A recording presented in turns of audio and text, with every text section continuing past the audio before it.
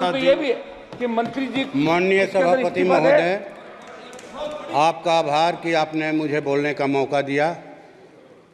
मैं अपने पार्टी महासचिव कॉमरेड दीपांकर भट्टाचार्य और भोजपुर की महान जनता का भी आभार व्यक्त करता हूं कि उन्होंने चुन करके मुझे यहां लोकतंत्र के इस सबसे ऊंचे मंदिर में भेजा।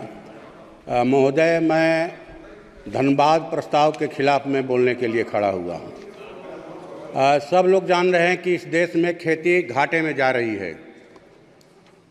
बढ़ते महंगाई के कारण, लागत सामग्रियों के कारण खेती में किसानों को घाटा हो रहा है और जिन भूधारी किसानों के पास या भूस्वामियों के पास रोजगार का दूसरा विकल्प है, वो खेती नहीं करना चाहते, वो अपनी खेती बटाई पर लगा रहे हैं, मनी पर दे रहे हैं, पट्टे पर दे रहे हैं। तो घाटे की खेती का भार देश के बटाईदार किसानों ने अपने कंधों पर उठा रखा है, लेकिन उन्हें किसान नहीं समझा जा रहा है।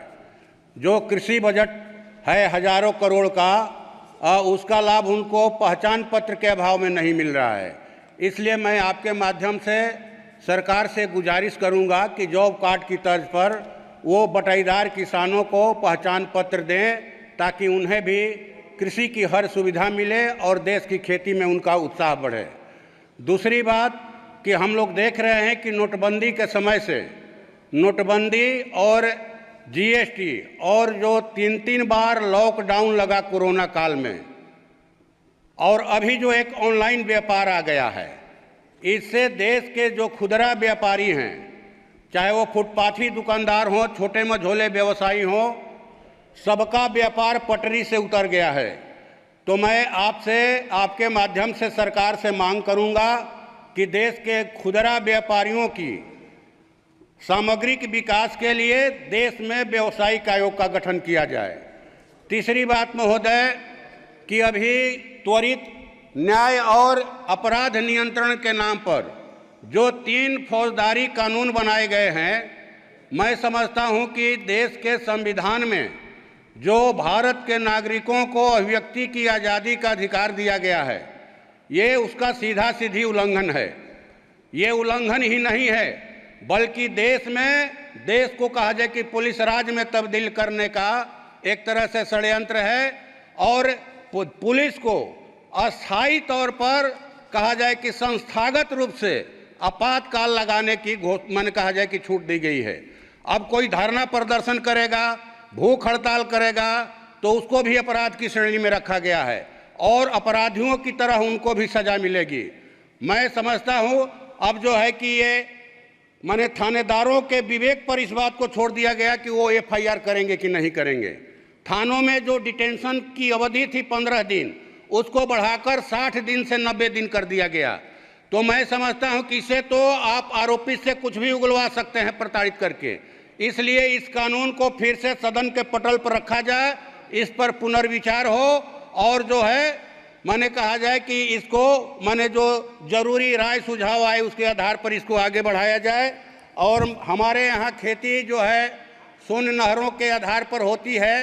जिले के दक्षिणी इलाके में सोन नहरें हैं जो करीब 150 साल पुरानी हो गई हैं। उन नहरों का पक्कीकरण करवाया जाए और बिहार, झारखंड और उत्तर प्रदेश सरकारों के बीच में हमारे यहाँ सोन नदी में कदवन जलाशय अटका हुआ है, इसके लिए सरकार पहल करके उस कदवन जलाशय योजना को पूरा कराए।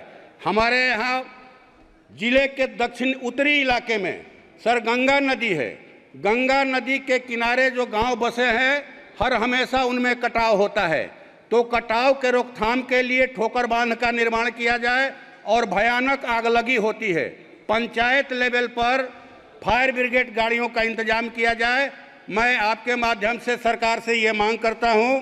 और जो है आपको ये जो सहारा इंडिया में हमारे यहाँ तो सर जी आपको बस खत्म कर रहे हैं सर। सहारा इंडिया में गरीबों का भारी पैसा फंसा हुआ, लोग अपने बच्चों के भविष्य के लिए, शादी विवाह के लिए, और हमारे माननीय गृह मंत्री जी ने भी आश्वासन दिया था कि हम पैसा दिलवाएंगे। तो सहारा इंडिया में जिन निवेशकों का पैसा फंसा है उसको सर वापस दिलवाया जाए। गरीब बेसब्री से इंतजार कर रहे हैं। आपका बहुत बहुत धन्यवाद, आपने बोलने का मौका दिया। थैंक यू फॉर वॉचिंग दर्पण 24 न्यूज।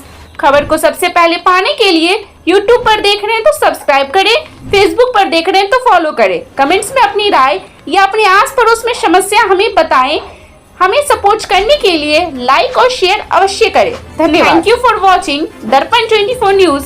खबर को सबसे पहले पाने के लिए यूट्यूब पर देख रहे हैं तो सब्सक्राइब करें, फेसबुक पर देख रहे हैं तो फॉलो करें। कमेंट्स में अपनी राय या अपने आस पड़ोस में समस्या हमें बताएं।